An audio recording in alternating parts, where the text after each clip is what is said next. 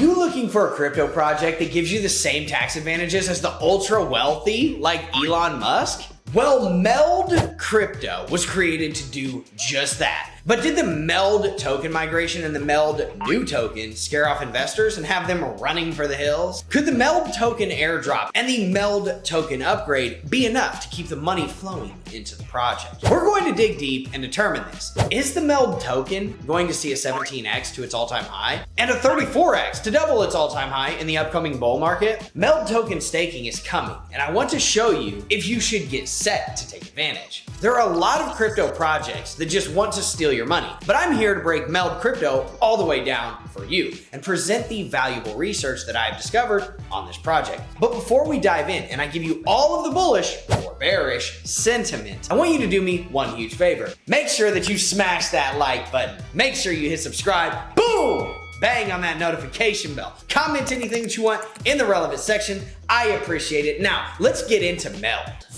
MELD is a self-proclaimed neobank, which is a layer 1 blockchain that connects a DeFi protocol and a traditional fiat bank. This means that MELD is taking on a lot of legal responsibility to bridge the gap between the traditional finance system and the world of blockchain. And on top of that, MELD wants to allow users to borrow fiat, USD, and euros against their blockchain assets. This is a truly unique offering in the blockchain space, and it has the potential to bring in a lot of users who are looking for a way to access fiat without having to sell their assets in blockchain. This method of taking out a loan on your assets as a tax advantage strategy is popular with the world's wealthiest individuals like Elon Musk, Jeff Bezos, basically all the 1%. This ability would certainly be very attractive to many, and to my knowledge, there's nothing on the market like it for the retail crypto holder, especially since Anchor Protocol crashed and burned due to the likes of Luna and UST.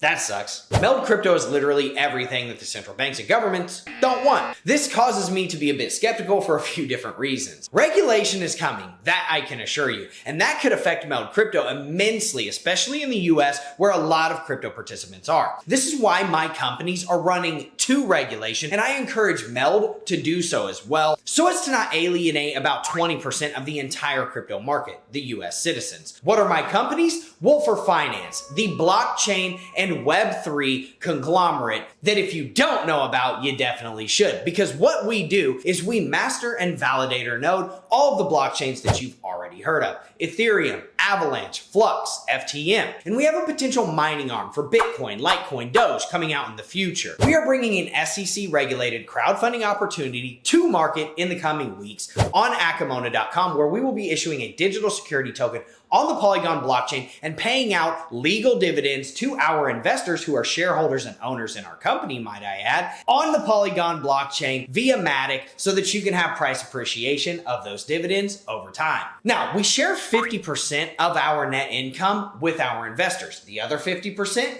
it goes into buying new assets that can generate us more profits and income in the future. That way we can distribute out more dividends to all of our investors. And what's one of the most bullish things about Wolfer Finance? We own a 10% equity position in a revolutionary wallet transaction security software called Presend that has a pending patent and already has its software on the market for stopping cross-blockchain losses from happening dead in their tracks before they can happen. Think about sending USDC from a Polygon wallet to an Ethereum wallet. You potentially just lost all your money. Or think about sending Binance coin from any wallet to either Kraken or Coinbase's exchange. You definitely just lost all your money, but not with Presend, and we have the pending patent on it and the unique ability to license it out to all the large players in the game. The Coinbases, Crypto.coms, the Krakens and KuCoins of the world, the Binances and Binance US's, the MetaMask, Ledgers, Trust Wallets, Trezors, the Operas and Braves of the world. And we're the only game in town that can do that due to our pending patent. So if you want to know about Presend and Wolfer when they come out, make sure you click the first link in the description to sign up for our email list. That way in a couple of weeks when it opens up, because I promise you these offerings are going to fill up and they are going to reach their sales goals very fast.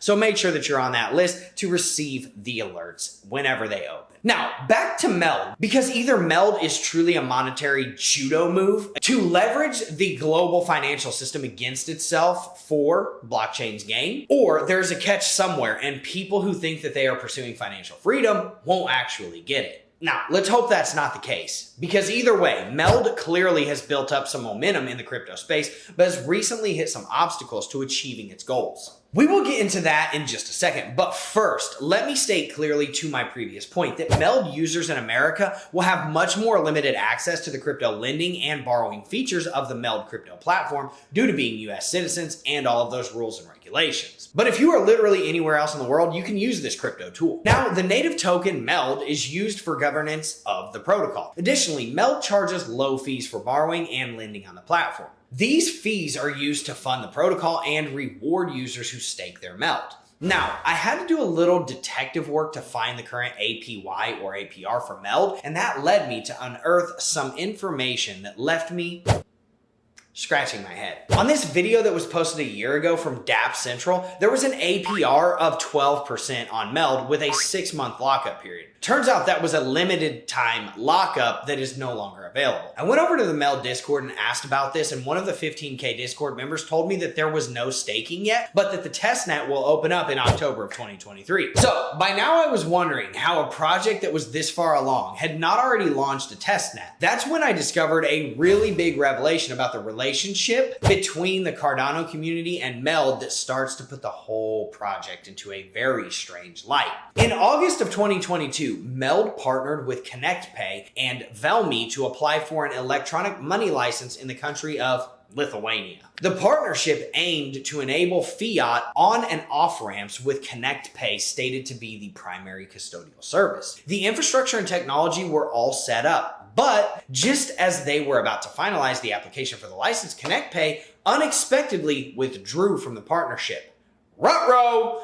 Their decision was reportedly due to concerns surrounding MELD's ISPO. So this puzzled many investors, given that these concerns were raised after a year-long collaboration. But despite this setback, MELD remains committed to obtaining the electronic money license and will need to collaborate with another established entity possessing one. Now, the fallout from ConnectPay's withdrawal means that certain features like the MELD debit card and the ability to hold fiat currency on the MELD app won't be available in the initial product rollouts. ConnectPay's withdrawal also seemed to coincide with a sudden pivot away from MELD being developed on Cardano's blockchain. So it's almost like they clout chased Cardano to take a lot of people from the Cardano ecosystem, and then they're like, oh no, pivoting, never mind, we got your people, so we're good.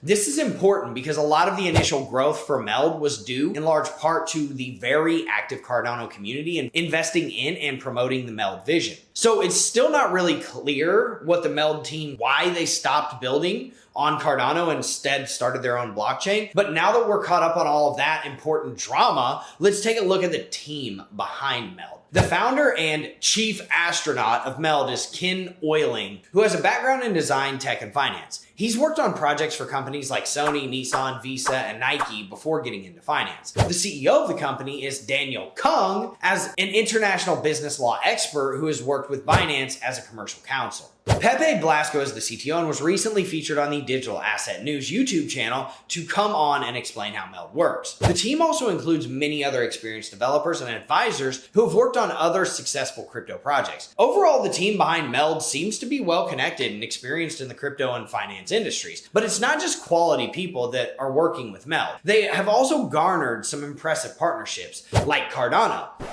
maybe, Vint, Polygon, World Mobile, Ava Labs, or AVAX, Cornucopias, and MinSwap DEX on the Cardano ADA blockchain. These partnerships are limited to crypto projects, specifically ones in the Cardano ecosystem. I'd like to see some TradeFi names on this list if MELD is supposed to be the bridge between, blockchain and TradeFi. And if you know of any, drop them in the comments section. But on the bright side, Cardano and Ava Labs do represent very large crypto communities that could spell huge adoption. Same thing with Matic. But after having to pivot away from the Cardano blockchain, I don't know how eager that the Cardano community is going to be to continue supporting and engaging with MELD and using their services. Just calling it how I see it. One way that MELD has caught my attention is through other YouTube channels like Kitco News, which has 605,000 subscribers, and the Paul Barron Network, based out of Miami, right in my backyard, that has hundreds of thousands of subscribers as well. MELD has the marketing on lock for sure, and they actually actually have 77,500 followers on x.com or Twitter and just under 12K followers on LinkedIn. Now, let's talk about MELD's deflationary tokenomics really quick, because I think that's truly important to understand their ecosystem. MELD has a total supply of 4 billion tokens, with 30% of the supply allocated to a private safe. 22.9% was for the initial stake pool offering, or the ISPO, which was,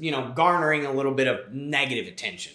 We'll just put it like that. 20% is allocated to liquidity and rewards. 17.5% went to the team, so a pretty substantial amount is held by the team. 4.6% went to partnerships, and 5% went to the foundation. So again, the owners. MELD's token has a deflationary mechanism built in, where a portion of the fees generated by the token is used to buy back and burn MELD tokens. Seen it all before. Now, we talked about how the APR is not yet available to the public, but MELD has issued the revenue structure in their white paper. And you can see that here, but I don't want to waste my valuable time listing all of them off, because the white paper says the numbers are subject to change anyways, based on commercial agreements. So, to be determined, details like this, it's not an ideal for an investor, to be honest. MELD has an ambitious roadmap that includes the launch of their mobile app, the integration of more fiat currencies, and the addition of more crypto assets to the platform. They also plan to launch their own debit card. We've heard that a million times before, actually, which will allow users to spend their crypto assets in the real world. These developments kind of show that MELD is committed to expanding their platform and providing more value to their users at a large scale, but let's make sure that they can do it first. MELD's fees are also subject to change, but it looks like they are committed to offer no fees on lending in MELD to be competitive, so okay. Overall, MELD is hard to kind of put your finger on, but what does every investor look at before buying into a new coin? CoinGecko or another coin aggregator like that. Just look at what comes up when you search for MELD on CoinGecko. These old and new search results are confusing, and this is not something you would plan to do. Then there is the feared disclaimer on CoinGecko. This is one of those situations where it really is not clear if MELD is going to be successful, but with the vision that MELD has to offer truly financially freeing tools, it was always going to face an uphill battle. I think if Ken Oiling and Daniel Kung can figure out these issues, then MELD could be looking at a very profitable business that will help a lot of people break free from financial constraints. And a 17x on the MELD coin could actually happen if they sort out these issues. But as of now, only time will tell, and so will the market. Let me know what you think about MELD. Would you use this tool? Are you concerned about it if you're a US investor? And if you like content like this, obviously, make sure that you smash that like button. Make sure you hit subscribe. Boom! Bang on that notification bell. Comment anything that you want in the relevant sections. I appreciate it. Thank you so much for showing up to this video. I will see you in the next one. Have a good day, everyone.